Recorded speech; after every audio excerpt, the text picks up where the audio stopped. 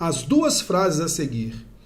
A primeira expressa na forma da língua falada e a segunda na de língua escrita. Então nós temos aqui duas frases. A primeira falada, olha só. Puxa, cara, o cinema estava assim de gente pelo lançamento do filme. De uma forma escrita, o cinema estava com sua lotação esgotada em função do lançamento do novo filme. Bom, então as duas frases, elas fazem a afirmação coincidente, né? Fazem a mesma afirmação. Então a primeira, a gente tem uma liberdade maior na linguagem falada, então são de duas pessoas conhecidas. Puxa, cara, o cinema estava assim de gente pelo lançamento do filme. O assim de gente, numa linguagem falada, apoiada principalmente com gesto, né? Aí você fala, pô, apinhado de gente, estava assim de gente. Aí você consegue entender, poxa, estava lotado mesmo. Hein? Agora imagine só, se alguém, até mesmo na linguagem falada, fala assim para você, rapaz, o cinema estava assim de gente. Concorda comigo que não faz muito sentido? Então, quando eu falo lá, estava assim de gente, algum gesto, alguma gesticulação alguém vai fazer. Para dar sentido ao assim de gente. Concorda comigo? Coisa que se você coloca no texto escrito, ele perde valor, não é? Aí, no texto escrito, ele é um texto mais bem elaborado. Então, neste caso, o cinema estava assim de gente, mudou agora para estava com sua lotação esgotada em função do lançamento do novo filme. Está vendo? Ah, rapaz, realmente. Então vamos lá. Vamos observar aqui a alternativa. Vamos pegar aqui a questão. Assinale a opção que mostra uma afirmação adequada em relação a essas duas formas de expressão. Vamos lá. A estruturação sintática da língua falada é bem mais precisa que a da língua escrita. Né? Está assim de gente. Cara, se você não colocar ali o gesto, isso pode confundir a pessoa. Estava assim de gente, Teu? Então, na realidade, a estruturação sintática mais precisa, ela está num texto mais preparado, que é o texto escrito. Então, aqui na realidade, o que a gente vai perceber é que a língua escrita é bem mais precisa que a língua falada. Houve apenas a troca aqui, só isso. Isso é legal? Ah, sim, vamos lá. A língua falada não supõe um interlocutor presente. Até ele falou assim, ó, puxa, cara, falando diretamente com a pessoa. Não é?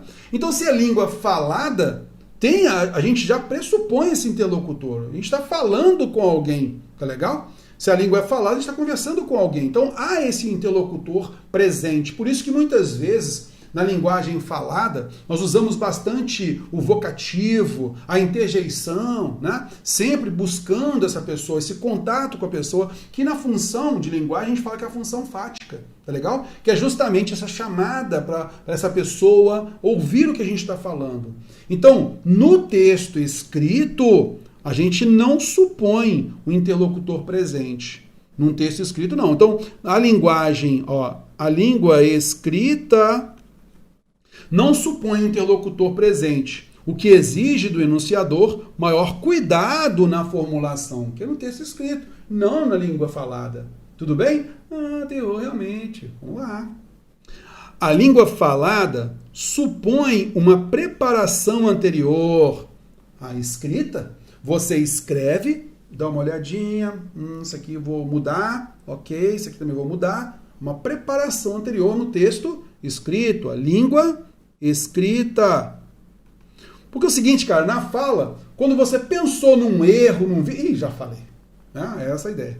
Então, a língua falada supõe não. Então, a língua escrita supõe uma preparação anterior, o que a torna menos espontânea que a língua falada. Então, aqui também trocou, tá vendo? Então, a língua escrita ela é menos espontânea que a falada. A falada é uma linguagem mais espontânea, uma língua mais espontânea. Show! Então, até agora você observou aí, né, essa troca de posição. A língua escrita traz um refinamento progressivo de expressões imprecisas, o que a torna mais culta. Opa, eu gostei disso aqui, hein? Alternativa A, B e C, essas alternativas eu eliminei, trocou ali e tal. Essa alternativa D. A língua escrita, vê comigo a tela aqui, ó. ela traz um refinamento progressivo de expressões imprecisas. Cara, um refinamento, bonita essa palavra, refinamento progressivo. A banca coloca isso daqui para poder te iludir. O que seria esse refinamento progressivo de expressões imprecisas? Seria assim, a banca, então, o autor, ele então começa com algumas expressões no seu texto escrito, tá?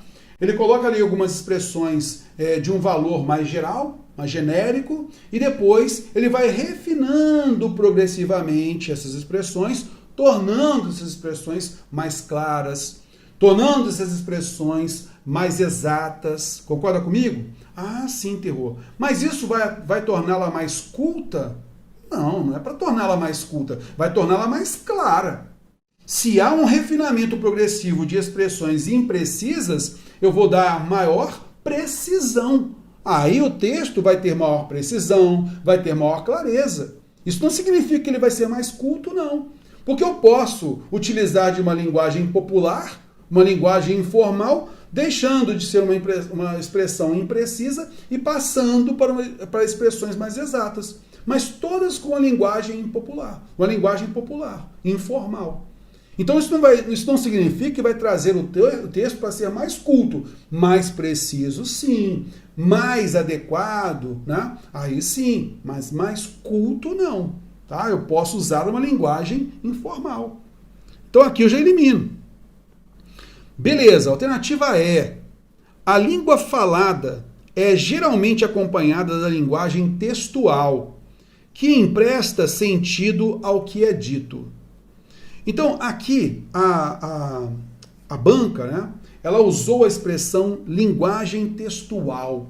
O Terror, cara, olha só, eu já, pelas aulas que a gente vem fazendo, né, pela nossa aula de variação linguística e tal, você consegue perceber o seguinte, cara, a língua falada, ela geralmente é acompanhada de um gesto, de mímica, da entonação de voz, a impostação maior de voz ou não. Ela vem acompanhada de outros recursos, até mesmo extratextuais, isso vai emprestar sentido ao que é dito. Lembra que eu falei a respeito daquela expressão, rapaz, está assim de gente. Se você simplesmente falar assim, rapaz, está cheio de gente, está assim de gente. Fica sem contexto, concorda comigo? A outra pessoa pode até entender, mas assim de gente, aí sim. Então, quando você coloca elementos, digamos assim, gestos, né? Entonação, você então tem outros elementos e esses elementos vão emprestar sentido ao que você está dizendo. Concorda comigo? Beleza, Deus, mas isso é linguagem textual? Pois é. Então é o seguinte, a banca, ela colocou como linguagem textual esses elementos outros que auxiliam nessa linguagem falada. Então aqui, a linguagem textual significa então que está escrito? Não significa que aquilo que está escrito não, porque não teria sentido. Porque quando ele fala a linguagem falada é geralmente acompanhada de texto escrito, não, a linguagem é falada. Concorda comigo?